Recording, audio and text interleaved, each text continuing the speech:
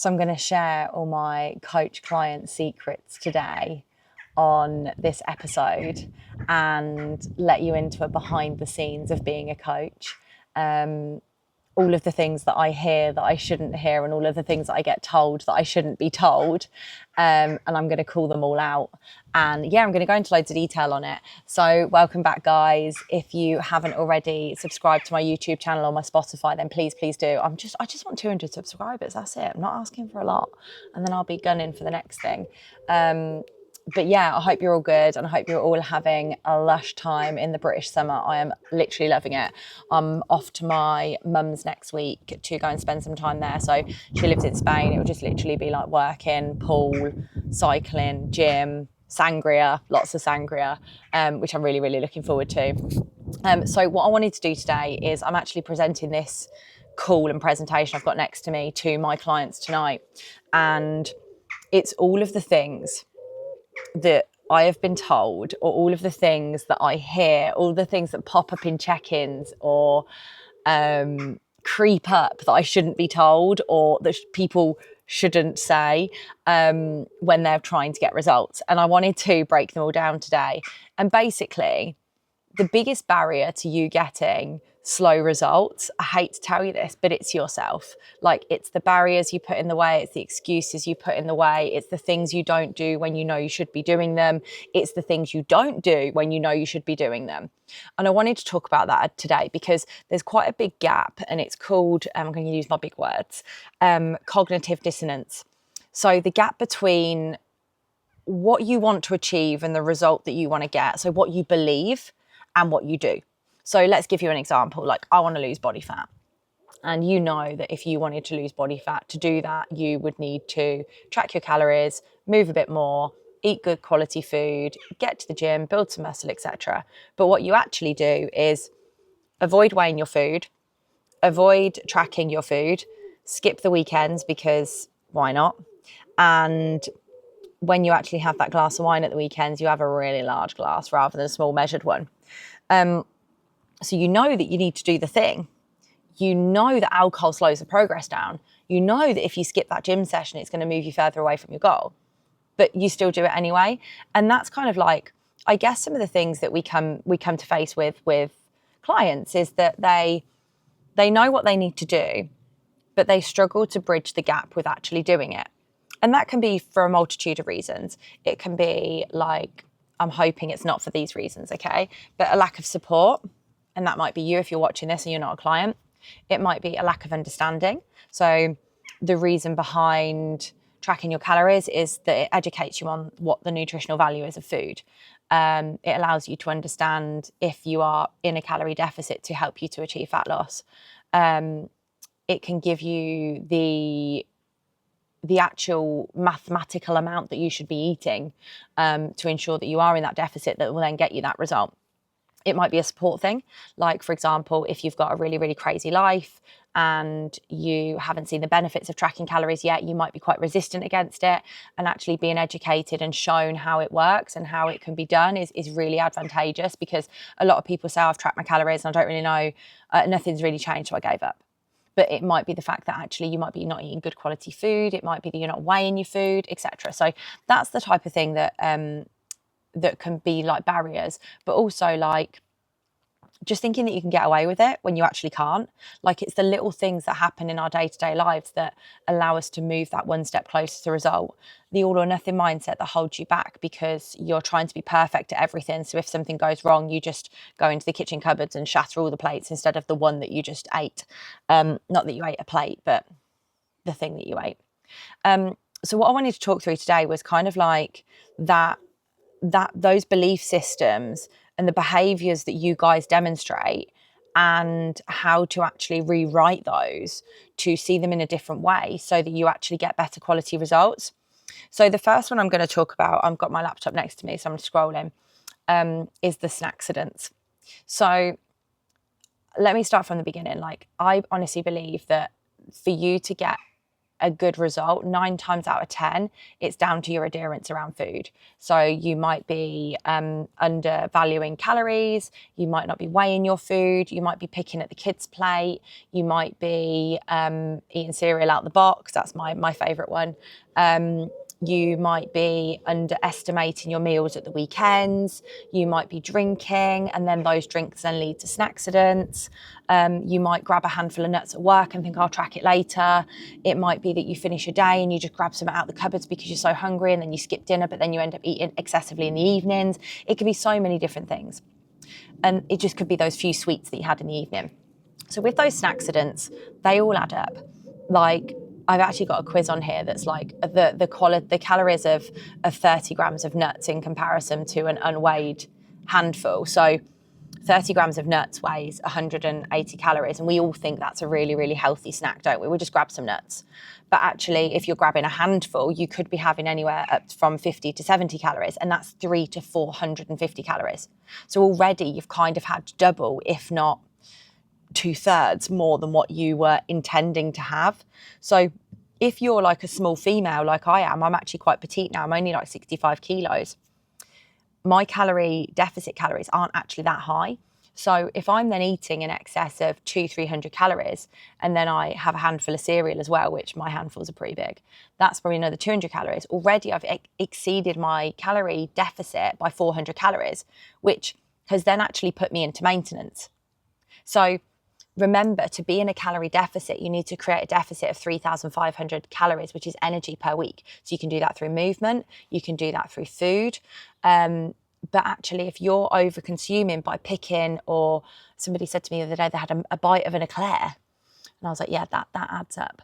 But all those little things that you do that you don't realise you're doing, they do add up, and they add up really, really quickly. So the one thing that I would say, if you are getting slow results at the moment and you are a snack accident person, would be make sure that you're just being honest with yourself. Like, have that honest log, because at the end of the day, if you start actually tracking honestly, you'll soon realise where those extra calories are coming in. And 9 times out of 10, if you're getting a slow result at the moment, it's down to excessive consumption.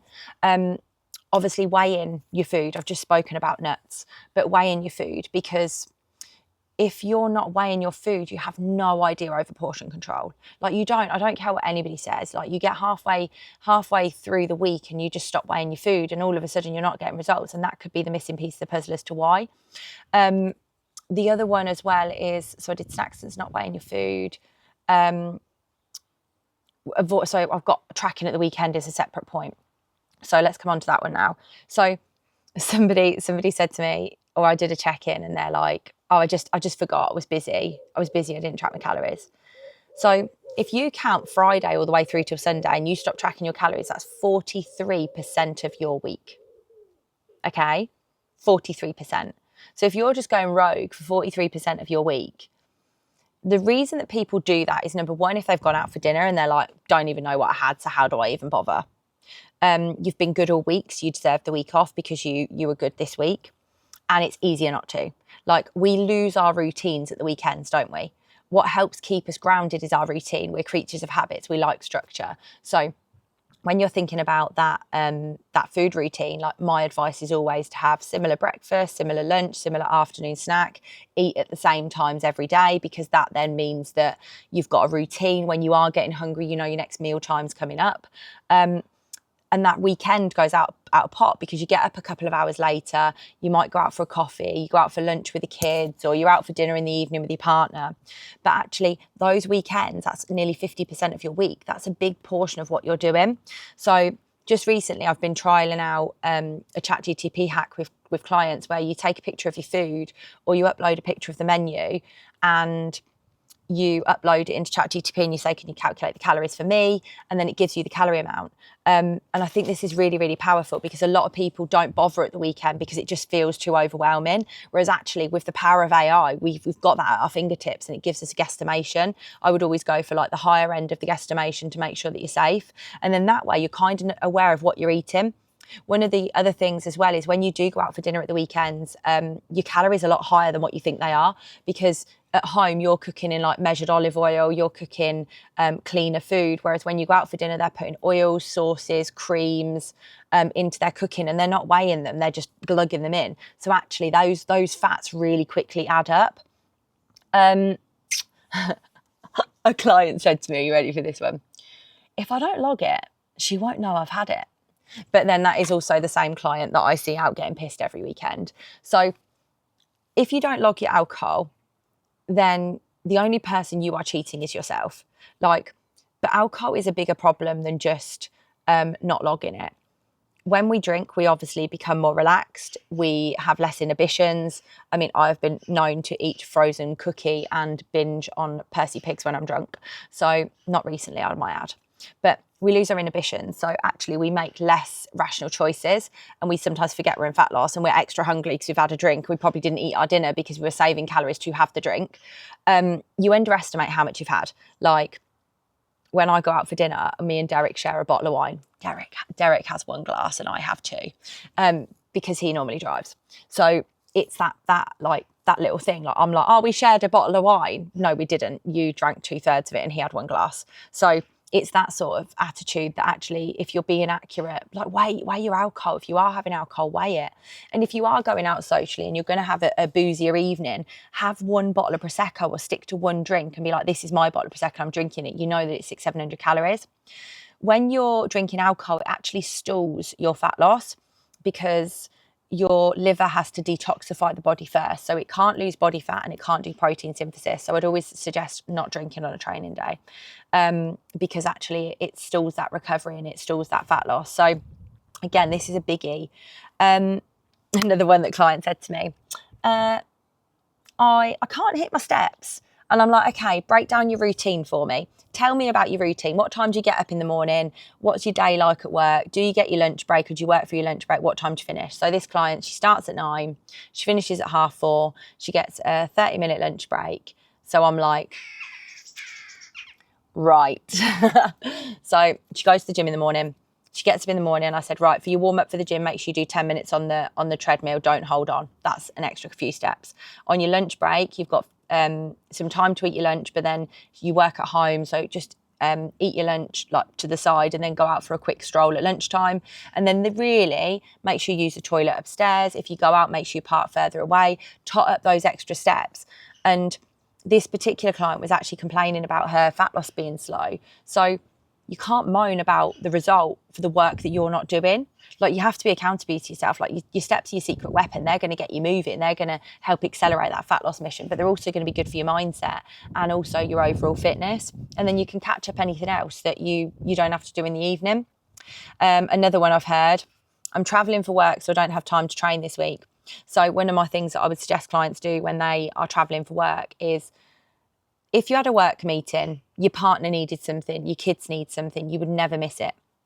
Book your training time into your diary so you make it a non-negotiable. It is your time 2 to 3 times a week for you to have for you.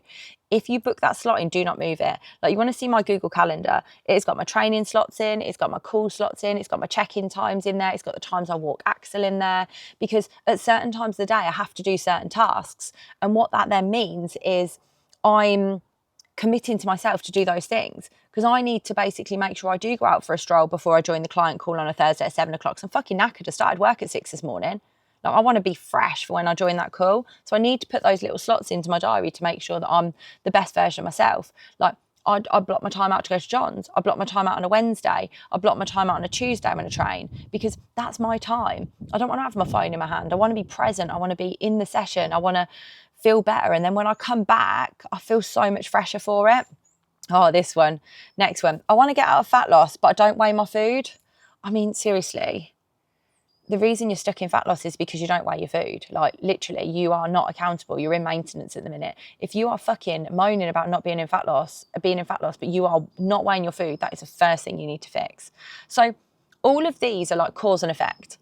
If you're moaning about one thing that you're doing and you're not getting results, then what do you expect is going to happen? Nobody's going to come and start getting the kitchen scales out and weighing your food for you. We haven't got little elves in our house. Nobody's going to come and do it for you. Nobody's going to come and take the biscuit out of your mouth at 4 o'clock. Like you've got to make a change if nothing's going the way you want it to. And the difference between somebody who gets results and somebody who doesn't. And these are the things that clients have said to me when they do get results. So I'm really proud of filming myself in the gym. I can feel the difference in my sessions, because when the clients film themselves, or when you film yourself, you're getting constant feedback on what you're doing. You're understanding what the feedback cue was and you're implementing it to improve, to make it better for next time. A client said to me this week, how do I track my roast dinner? You've told me that it's between 1,000 and 1,500 calories. How are those calories made up? They're made up through cauliflower cheese, cream, extra fat. Like if you put a roast dinner into ChatGTP, it will turn around and tell you it's about 1,250 calories. So if you then add that glass of wine that you're going to have, because who doesn't want a glass of red wine with their beef roast dinner? Like it soon totals up. So, but this client in particular, she was curious. She was like, why is it that amount? She didn't just believe me. She didn't go, oh, Kate's lying. It's probably about 750 calories. She was like actually curious to understand, to ask why, because then she's got an understanding. This is what I said at the beginning. Understanding why is going to give you that information, that feedback, to then have a better understanding of what the reason is for you then to be able to implement it. I'm buzzing. I've increased my steps this week. I did some at the gym. And what books do you read? So anybody who knows me, I love a smutty book. I will quite often go out with Axel for 2 hours and just listen to a book, because I love the process. I love getting out and walking the dog. I love being in the fields. I love being in the countryside. I love, like, you'll never see me sitting down replying to messages. I'll always be pacing around. I'll always be moving because I want to be on the move. I'm so dyslexic. That's the best way that you will have my attention. So fall in love with the process. Like, if you've got like cognitive dissonance at the minute and your actions aren't aligning to what you want to achieve, it's because you don't understand why. You don't love the process, and you're not disciplined or resilient. But when you start doing the thing, you actually realise that the thing makes you feel good, and that's the feedback loop that you need. So I nearly skipped a session because I couldn't be bothered, and when I went in, I had the best session ever. Do the thing that you don't want to do. On the day that you don't want to do it, you will feel so much better afterwards. I love this one. This one was brilliant. Client messaged me this. My weight's gone up this week. You told me to let you know. But I've looked at my averages. I'm currently constipated. I'm in the middle of my cycle. My measurements are down and my lifts are progressing. So I know I'm sticking to the plan. This is solution focused. She's taken the information that we have given her and she's provided the solution to the problem. She's no longer emotionally fixed on the sales. She's frustrated they've not gone down, but she's been able to rationalise those thoughts to understand why, rather than spiralling and throwing it all down the toilet. The real difference between these two lists is one person says they couldn't, they avoid all the numbers and they wait for motivation to get them started. The other person, the one who's getting results, goes, how can I do this? Let me be curious about that. And they follow through on the days when they don't want to. There is nothing different between these two people. There is a difference. It's their mindset. It's their identity. They are identifying as somebody who wants to achieve their goal. And cognitive dissonance is the fact that your behaviour is not linking up to who you want to be. Somebody who gets good results and achieves their goals, they are somebody who is living a life aligned to who they want to be. Results are built by one decision at a time of you becoming the person who follows through. The barrier is you. It's never the plan. It's the story you tell yourself. It's the I can't, I couldn't, but. You don't need to be perfect, but you need to be somebody who identifies as the person who is investing in changing. You're not going to get instant motivation all of the time. You need to build habits that support you on the days when it becomes hard, and that's where you notice the real difference. And if you're watching this at the minute and you've not joined us on Breakthrough yet, that is exactly what Breakthrough is. All of these are client examples, and they're all really relatable to every single one of you, because we all have been there. We've all made the excuse. We've all put the barrier in place. We've all not done the thing because we're not perfect. Like even me, I fucking eat cereal out the box. Sometimes I drink too much wine, then have an accident. Sometimes I don't ever miss a training session, actually. That's not me. Or steps, I do those. But sometimes I can't be fucking arsed and I do it anyway. We're not perfect, but what we are is living a life aligned to who we want to be. And that's what Breakthrough teaches you. It allows us to get to know your routine. It allows us to understand where you're going wrong. And it allows us to give you solutions to your problems. All we need you to do is accept that you're ready to change. And actually, I've had so many people say to me this week, oh, I don't know if it's the right time. Well, it's never going to be the fucking right time. all of the people here who get results, including me, you don't know what's going on behind closed doors in our life. We just turn up anyway. I've got a right shit show going on. I'm going to tell you about it. I just take turning up. Day in, day out, I turn up. Whether I'm anxious, whether I've cried all morning, whether I've got the worst period pains in the world, I still turn up. Because that's why I get results. But because I do that, my clients respect me. Because I will show them that I'm doing the thing, even on the days when I don't want to. And I will give them the education, and I'll share my stories with them, and I'll be personal, and I'll tell them exactly how I do it. And that's what I give to all of my clients, my 20 years worth of experience, and I share it all with you. And £149 for 8 weeks, fucking hell, I'd be literally snapping my hand off right now, because it's going to get you results. And it's going to help change your mindset. And that's the biggest thing. It isn't just about feeling comfier in your clothes. It's about actually identifying as somebody who's proud of themselves, who follows through, who gets the results. And if I said to you right now, 8 weeks, you are going to be that person, then you need to hit the link in my bio to download the priority pack, because there's already 55 fucking people on that list, and it is going to be our biggest program yet. And it is going to sell out. So if you're watching this and you're like, oh my God, this is me, then make a choice to make a change and do something about it. Got a bit deep in the end, didn't I? But anyway, I hope you enjoyed today's little episode. I just thought it was an interesting one to go through. And I've really enjoyed making the presentation for my clients, so I just thought I'd share it on YouTube. Don't forget to subscribe.